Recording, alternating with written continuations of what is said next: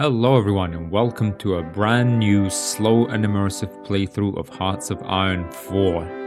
And god, it's been a long time. Last time I've launched the game was on December 14th, 2023. And I think that was the end of our Austro-Hungarian playthrough. I've been waiting to get back into this, and I've seen some comments from people saying, hey, do another Hearts of Iron 4 playthrough. I know a lot of you joined the channel originally, probably either for Hearts of Iron 4 or Victoria 3, and then I kind of started posting and experimenting with a bunch of other things after the Austro-Hungarian playthrough, and then I just disappeared for 3 months through partly my own fault, partly just life. And last month in May, as I was getting back into YouTube, I was posting, Songs of Conquest, excuse me, and Baldur's Gate 3. But now we are back. I think Hearts of Iron 4 is in a good spot. It has received a DLC, which seems, hasn't added that much, but I still do have it. Which one was it? It was the Trial of Allegiance. I'm not sure if it was just a flavor pack, or if it actually had any mechanics in it. But it doesn't really matter. I think the game received some patches as well, though, and I think it's in a stable condition, and therefore good to go right now, So let's go ahead and go single player. We go to new game. And for this playthrough, let's first of all set up the world. 1936, January, Gathering Storm, right? As we all know, dark times are coming. In Europe, Hitler has consolidated his power, and his attention is now increasingly drawn beyond Germany's borders. Mussolini's Italy continues to embark on daring military adventures, while the Empire of Japan stands poised to attack China in Asia. Almost 20 years have passed since the end of the Great War, and the world has yet again been doused in gasoline. A single spark may be all it takes.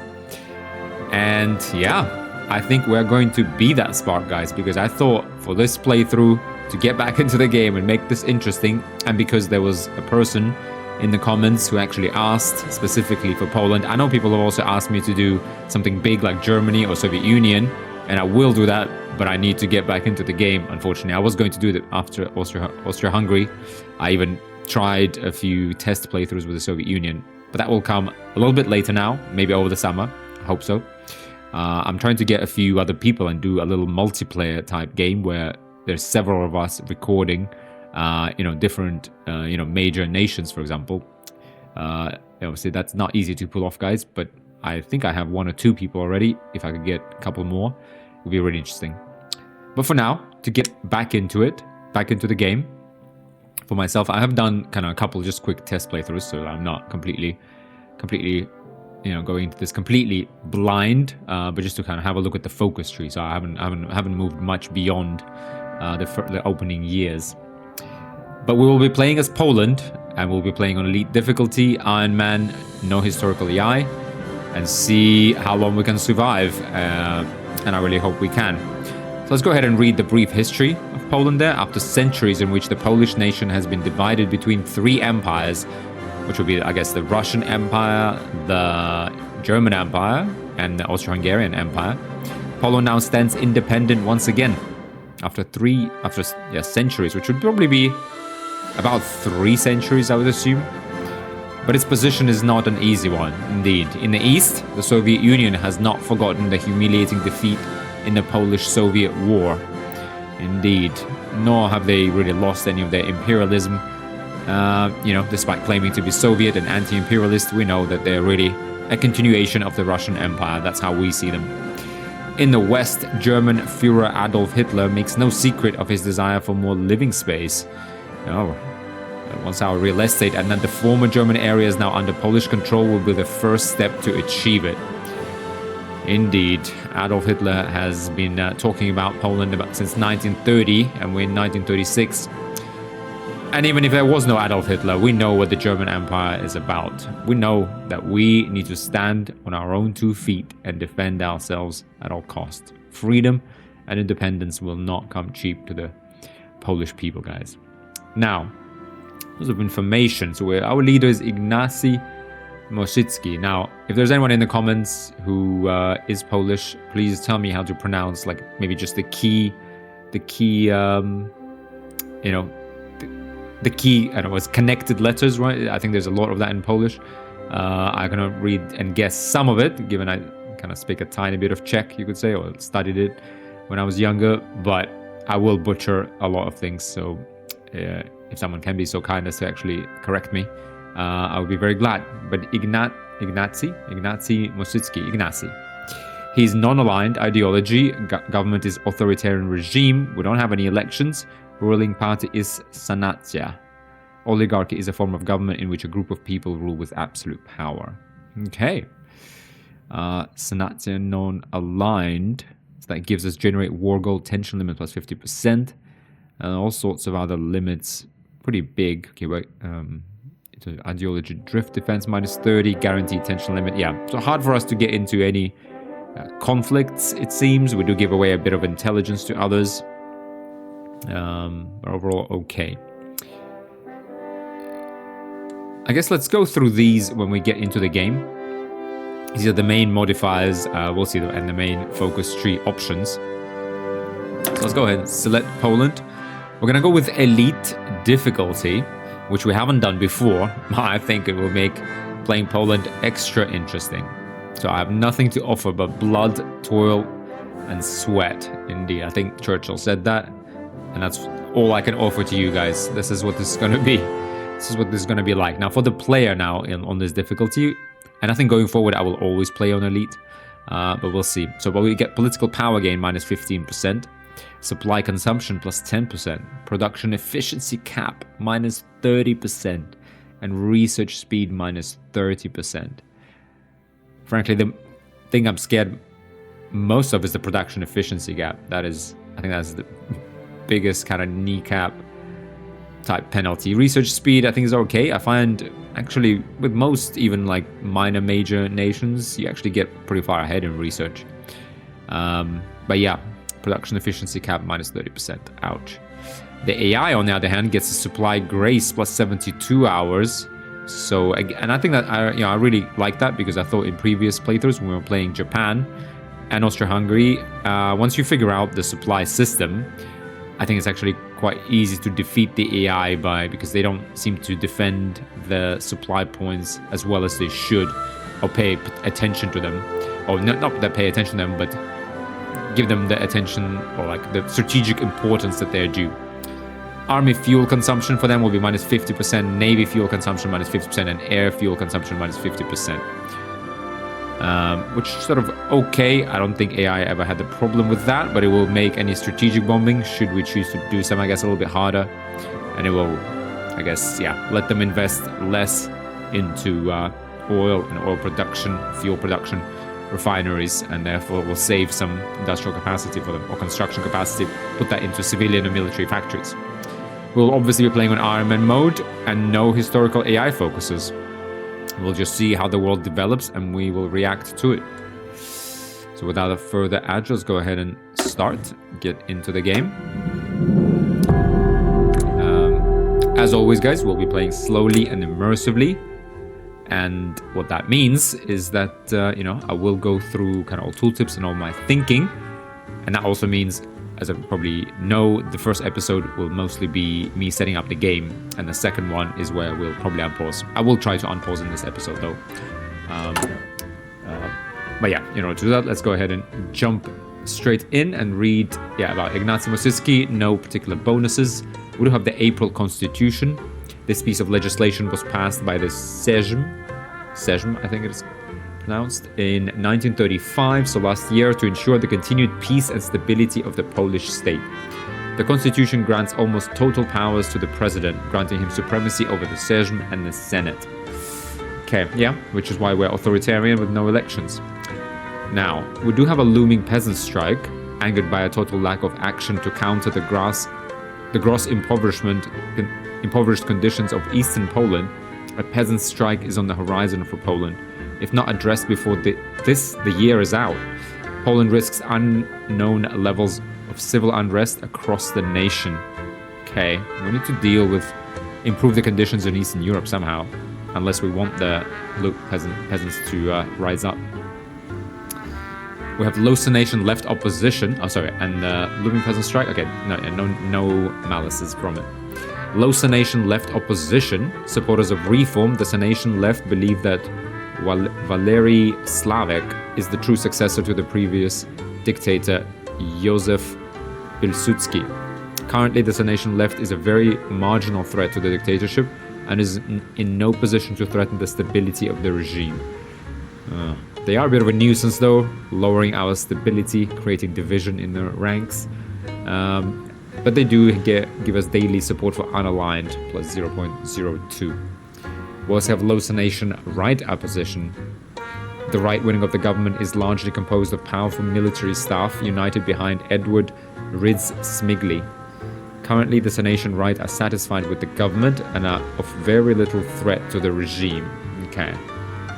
Despite being led by powerful military staff, they don't really support war, it seems. So war support is minus 10% for us. I guess maybe they're still a bit chuffed that they're not in government. But there we are. Daily support for unaligned, however, is 0.05.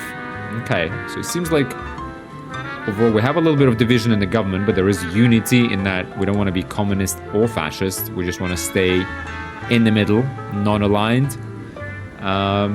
Yeah, and I mean, because of the divisions, we have stability minus 5% and war support minus 10%. We do have a looming peasant strike, so we have a division among grassroots population. Yeah, clearly Eastern Poland is feeling it's being left behind. But I guess the more industrial central and maybe Western Poland with some, I guess Austro-Hungarian, German heritage. I'm not surprised. Yeah, the West would probably be more industrialized. Yeah, okay. So we're non-aligned, as we said. No elections. Now, in terms of political parties, we have Sanacja, non-aligned, has 38% popularity and it's growing pretty quickly, I guess. At this popularity affects us. Yeah. We do have the ONR Falanga, the fascist faction. It's at 11% popularity. Doesn't seem to be changing. We have the Communist Party of Poland at 19%. Daily changes, it's falling slightly, minus 0.01. And we do have the Polish Stronnictwo Ludowe. So Ludowe must be people. So I guess Polish Party of the People, I would assume. So Democratic, 32%. Okay, so that's our main competitor is Democratic parties. Communists are number 3 and fascists are number 4. Now, in terms of our laws and governments, we have volunteer-only army, giving us recruitable population of just 1.5%. We have embargoed economy, which I think is special to Poland. We get that from... where do we get that from? We get that from Danzig. Yeah. This is a special region that has some special kind of effects on it.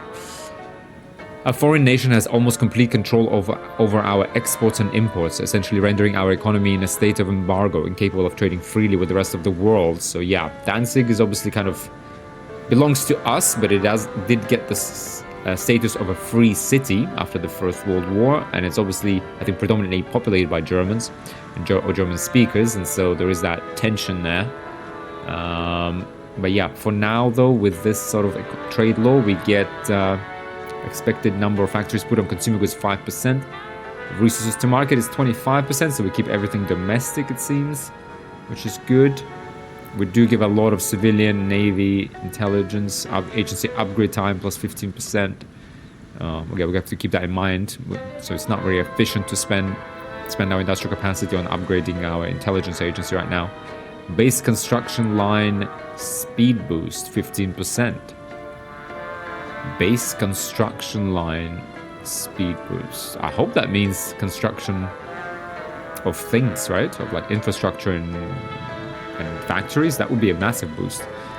I'm gonna have to look that up, to be honest. We can access international market. No, we cannot access international market. Fine. Effects on remove. To remove international city, which granted local factors minus 100%, recruitable population minus 100%, and local available resources minus 100%. Okay, so basically, despite this belonging to our nation, Danzig doesn't really produce anything for us, even though it does have 2 military factories and a civilian factory and 3 dockyards in it.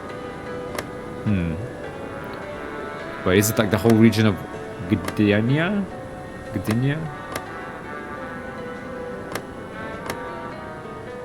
Alright, hang on. Gdynia. So we do have 2 military factories and a civilian factory. Okay, Danzig is a separate one. Yes, I think it's just Danzig. Okay, so Gdynia does have 2 military factories and a civilian factory. So we're missing, yeah, 2 military, 1 civilian, and 3 dockyards. Okay. We do have the civilian economy.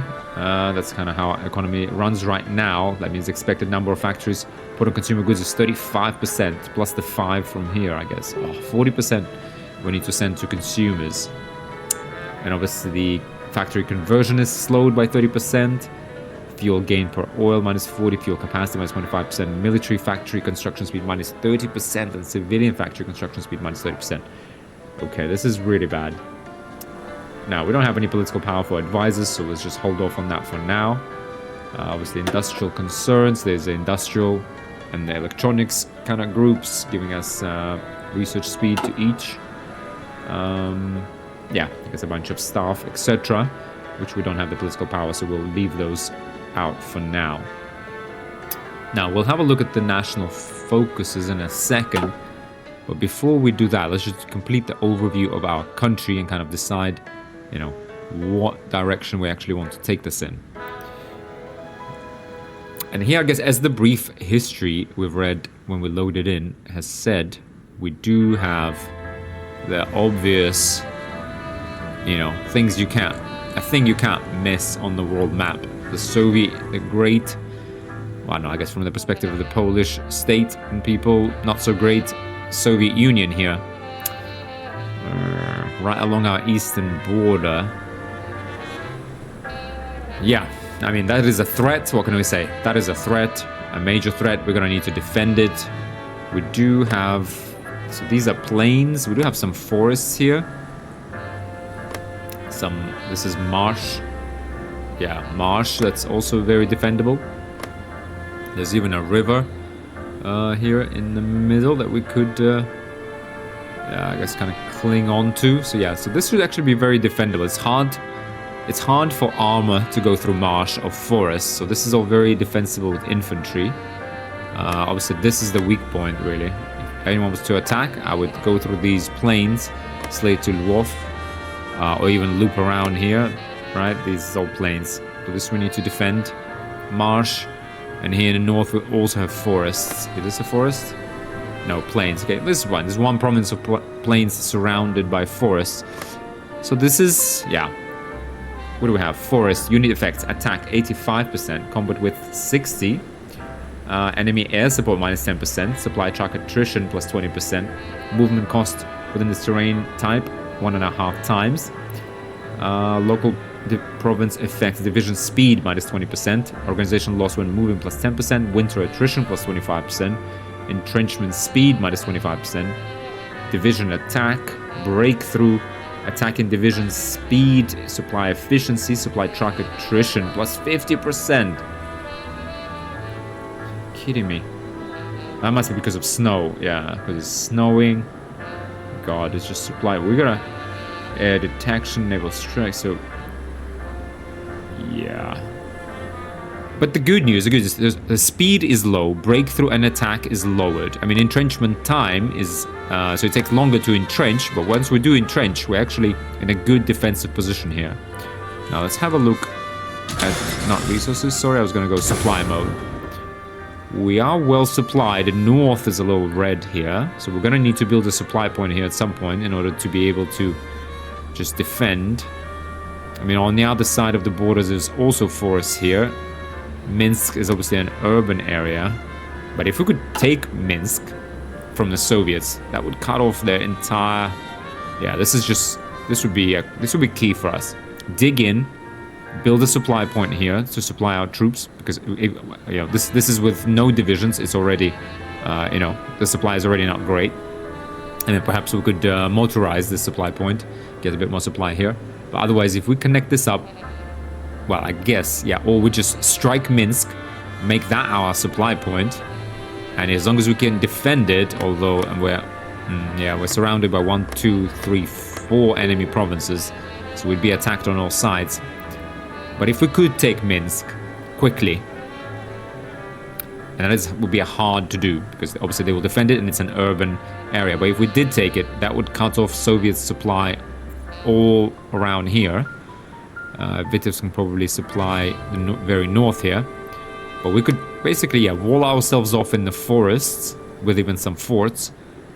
And then either defend or try to strike Minsk. We'll probably will need to build our own supply point kind of, yeah, further up north here. In case maybe we want to, you know, attack here sometime and maybe get to... I mean, if we could get to Veliki Luki, we could cut off... Well... No, not really. No, we can't really cut off the south. Smolensk is what we need in Vitebsk to cut off this whole thing. But yeah, I guess... Good defensible area, so it's good. I like the northern... I like our chances of... Yeah, between these two rivers, we can defend. We could get Minsk. That will cut off Soviet supply. Could be in a pretty strong defensible position. That's 1, 2, 3, 4, 5 divisions we would need for that. I mean, at least, just to cover everything. Then, in the middle here, between the next kind of two rivers, we have... Okay, this is still a forest. Oh, these are plains. Oh, I don't like that. And marsh. Okay. So we do obviously have to defend Novogrodek and Baranovice town, because that is our supply point. So we're going to have to defend. We also have an airbase nearby. Yeah, we're going to have to defend this. Obviously, plains is not great, but we could actually don't need to defend these plains. We need to defend these marshes. And then if the enemy breaks through on the plains, we just attack it from the marshes and from the forests. Arguably, it's easier to just build forts here and defend one province, because it only has one angle. It's only borders one other province, so it would only be one angle of attack. Yeah, but defensible. Yeah, I mean plains. Yeah, I mean plains. Yeah, don't give us. They give a lot of penalties. Now marshes. Snowing, very cold. Now marsh. Attack is 60, combat with 50, division attrition, chance to get sick, plus 100%, supply truck attrition, plus 400%. Dear me, yeah, we better rely on horses, to be honest. That's why it's good to have supply lines close to the front. And we're in good shape. I mean, we're not really drawing on a lot of supplies, because A, we don't have a lot of divisions, and B, we're going to have a look, but our divisions probably don't have a lot of supply need, given, yeah, although I can even see on this tooltip, we have 9 infantry divisions in there, and a recon division at the bottom of this black box tooltip. So we don't have any artillery. Once we get some artillery in there, anti-tank or just towed artillery or anti-air, this obviously will increase supply consumption substantially. And that means... and that will put more strain on these. So we'll see. We'll see. But yeah, we're going to need a lot of trucks. Because yeah, I guess... It is a defensible area, just need to get the supplies to our troops. We need to dig in, right? And yeah, 60%, I mean, we get a 40%, penalty to enemies' attack. I mean, this outcrop here, this marsh is kind of attackable from 3 provinces. So it could be a 3-pronged attack here. So pretty hard to defend, actually. Maybe it's this piece we need to just fall back 1 square and defend this piece. Right, and that will be, and then defend this bottom kind of province across the river and from the front. So I feel like this one we'll actually have to abandon in fairly short order and have our troops dig in here. Yeah, but then let's go further down south. Interesting that these are also not connected, but fine. We're going further down south. This is all marsh. Okay, then we have forests. Yeah, more forests. Okay, just these plains as we already discussed. This is Romania now, isn't it? Yeah, this is Romania, so we're okay here. Let's keep looking at the supply. Yeah, I guess apart from Minsk, the only other Zhytomyr is another point of supply. So if we could strike... Yeah, but it's very hard to hold Zhytomyr. Even if we fought through ourselves, made a push through these marshes. I mean, if we did take Zhytomyr, we'd be surrounded by enemy provinces, so we'd just be hammered from all sides. It'd be impossible to defend. But if we did get it, we would cut off the Soviets from their supply. So that's kind of one way to counteract it. Interesting. And we have Vinnytsia here in sort of modern-day Western Ukraine, but currently under the Soviet rule. Yeah, it's also a little far. So can't really strike at them. So, I mean, the Soviets are actually in pretty decent supply positions as well on our front, unfortunately, apart from the middle here. So yeah, the marsh, we just need to defend it. We're actually in a better spot here with our supply hub in Pinsk. But yeah, 1, 2, 3, 4, 5, 6, 7, 8, 9, 10, 11, 12, 13, 14, 15, 16. So at least 16 divisions we need on the Eastern Front. At least 16. I mean, obviously, yeah. So pretty much a 20. I mean, you're going to have to double down somewhere. So easily a full army of 24 divisions could be put on the Eastern Front. Easily. And it looks like, you know, what this also tells us, the terrain here, is that we need infantry. We need engineers to dig in. And we just need, I mean, artillery and maybe some anti-tank to defend. And forest also does give enemy air support only minus 10%. So it would be nice to have some anti-air as well. The Soviets will throw everything at us. But yeah, the good news is that this is defensible. But we need people. At the first thing, we need to fill this up with troops. Now, along our southern flank, we have Romania and Czechoslovakia behind a mountain range. Right, these are all hills. Hills. So, okay, sorry. So these are mountains. It's mostly half of it's hills, half of it is mountains. There's a bit of forest here, so we can defend ourselves from Romania. We can defend ourselves against Czechoslovakia with hills. So some mountaineer divisions would be in order. Now, quite a few actually, to be honest. And if we ever do fight south, yeah, we could easily do, to be honest, with yeah, I guess special forces wise we'll go with mountaineers. That's, you know, the first conclusion, because we might find ourselves fighting down south here into Romania, Yugoslavia, Austria. We could use, I guess, Russia and Baltics don't really have, but yeah, mountaineers would be our best bet. And paratroopers maybe, but yeah, mountaineers I think would be a decent option. And we could do with sort of 10-12 divisions of mountaineers here. So that's something to keep in mind, but I don't think this is kind of not the biggest threat. So let's move on to our western flank. And here we have Mr. H plotting and scheming. And what do we have? We border Germany in Katowice, which is, yeah, good kind of industrial hub for us. Switch to the supply mode as well. Okay, we're well supplied in Katowice, Krakow, Lodz. Unlike the enemy, it seems. No, the enemy is also very well supplied in Gleiwitz, which if we took, wouldn't really even make that much difference because they would be supplied from Breslau. However, if we did manage to strike from these plains onto these plains, does this railway go through this province? Like, is that... Can you actually tell this railway is level 3? Yes. Right? Right, state railway. Oh, this is like the whole state? 2 out of 5. I'm not sure if there's a way to see.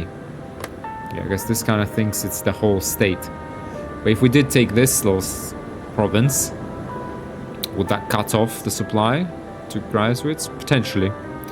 So that's kind of one thing we could do, is just strike quickly. I mean, we'd have to fight across a river. There's also an air base here.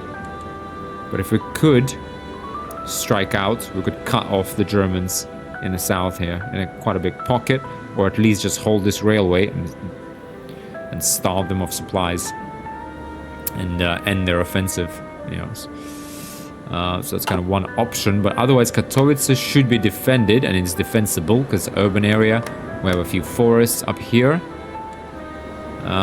Further up, however, the Germans, they have forests on the German border, but on our side, sadly, it is all plains. No winter in western Poland, interestingly. I know, actually, it's very cold, so it is winter.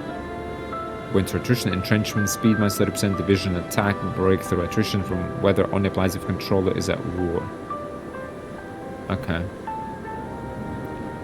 Yeah, no other modifiers. Okay, pretty hard to defend, and there isn't really much here, so to be really honest, kind of feel like the defensive line for us needs to be Katowice, these two forest provinces, and then defending these railways on the other side of the river. So have the river, yeah, and then hold Poznan as much as we can, although, oh, ouch. It will be surrounded by from three directions.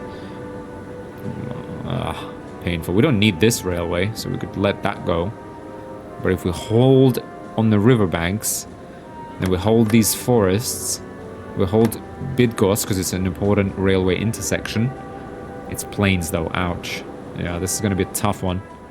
Tough, but key. Well, I guess if we did lose it, we still have another railway going from the east here. Yeah, but let's try and hold this. Obviously here we have forests. Okay, a few more plains, and Danzig is urban. So we need to kind of hold all of the west. Yeah, there's going to be a lot of forts we're going to need. And again, a lot of divisions. 1, 2, kind of 3, 4, let's say 5, 6, 7, 8, 9, 10, 11, 12, 13. Yeah, I mean, at least 12 just to put one division in each. But yeah, another army we need. So probably about 24 divisions we need in the west. 24, I mean, at least. This is minimum, right? In the east. 24 in the west, 24 in the east. So 2 armies. Again, infantry should serve us just fine. Just need engineers, infantry, and some artillery, and forts, right? Land forts. Where are they? Land forts. This building inflicts an attack penalty of minus 15% for each fort level on the attacker in combat. Nice. So at 10, it's minus 150%. Attacking from multiple directions reduces the effect. Yeah. Okay. Yeah, which is why it's... yeah, arguably it's too hard to defend Poznan because they will just negate the forts. So we kind of have to... Well, maybe we'll defend the forests. And I mean, we'll let them take, potentially, the Germans, if they do advance. We can give up all these plains and just dig in on the other side of the river here. I think so, right? This just has one civilian factory. And here, 2 civilian factories. Okay. Okay. I mean, okay, in German, so in terms of supply, again, okay, there's Köslin, so we could cut that off if we could strike. But yeah, but they also have forests. They have forests all over. There is a... But this would be nice to take, just to deny them an airbase. They might build more by the time any war breaks out. If it breaks out, we'll just see. But yeah, I guess we could attack along the coast. That would be our line of attack if we did have any capability. We'd drive through the plains, get Köslin, and surround this enemy in the forest and cut off their supply. That would make short work of them. But let's move on to the northern side, which is the really important bit because it's also Germany. Oh boy, Königsberg. Okay, supply point here. Yeah, I'm sure they're well supplied. All 4. Oh yeah, there's another supply point in Allenstein, but yeah, forest on their side, forest mostly on our side. No, it's 2 plains. Yeah, there's forest here. Suwalki here. Plains also. Yeah. I guess defending ourselves in the center and trying to launch a 2-pronged attack on Königsberg from east and west through the plains. I guess that's the name of the game here. Yeah. Well, actually, the name of the game is to get Königsberg. Like once you get... If we get across these plains and get Königsberg, it's all over for anyone in here.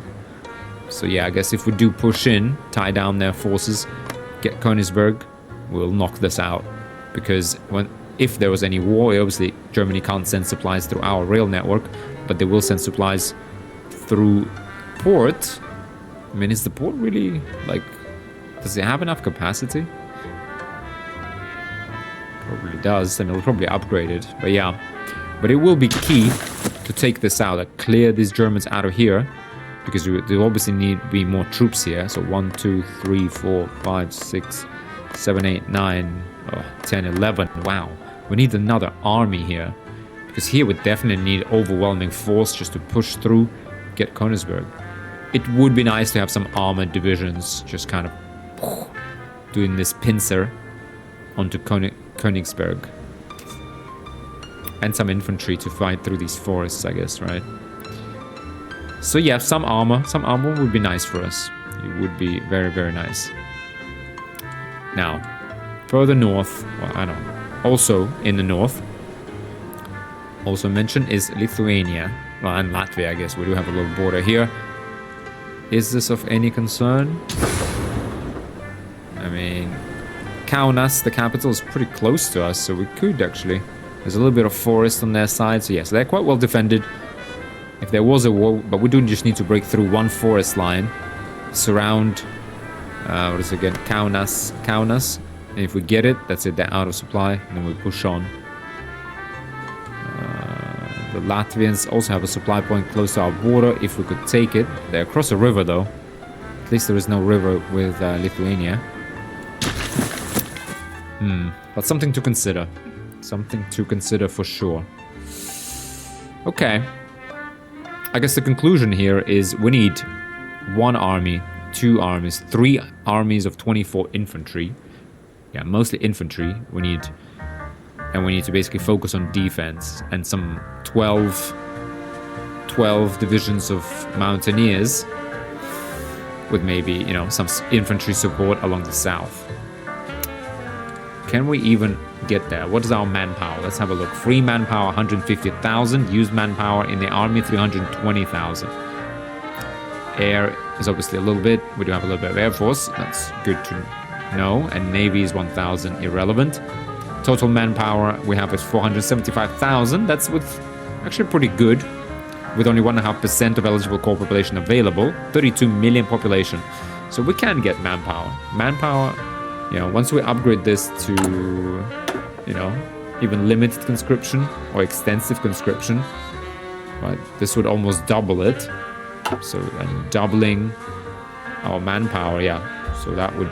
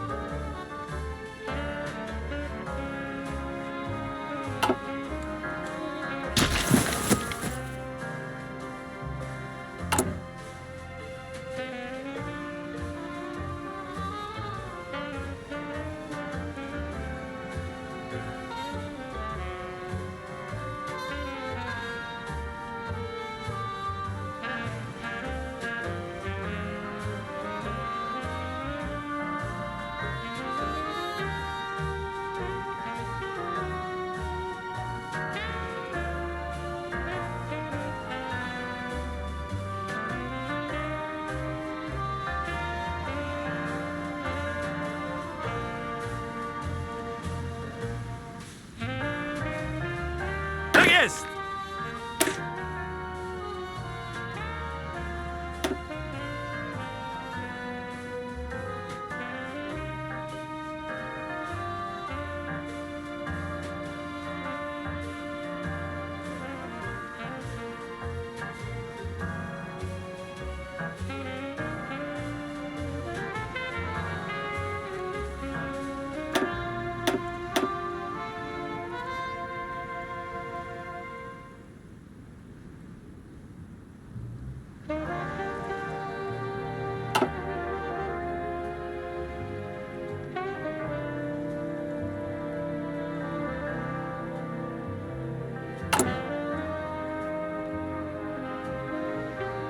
Baczność!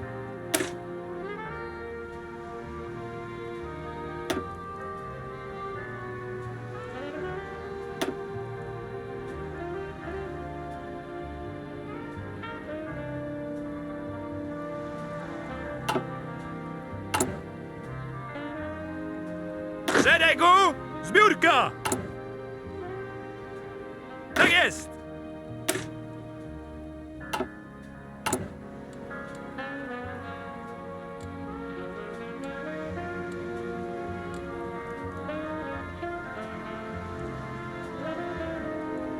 Baczność!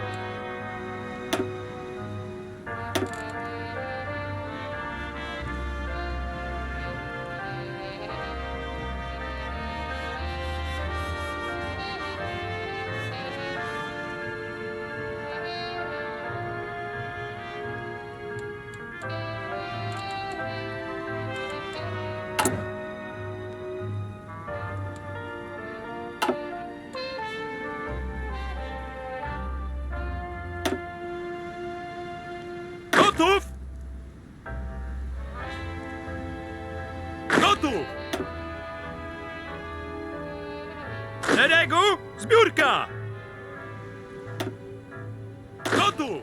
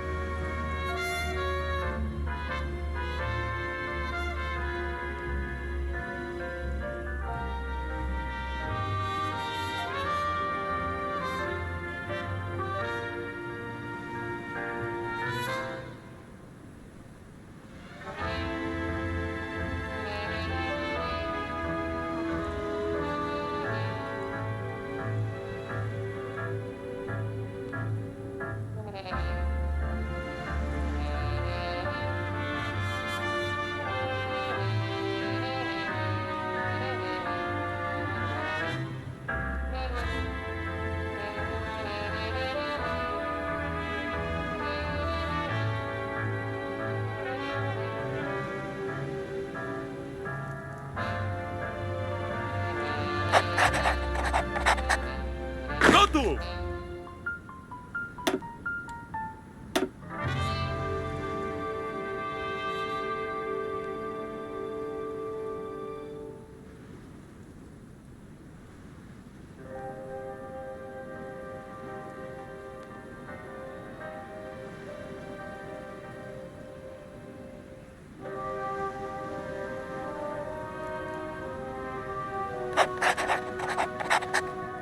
Gotów!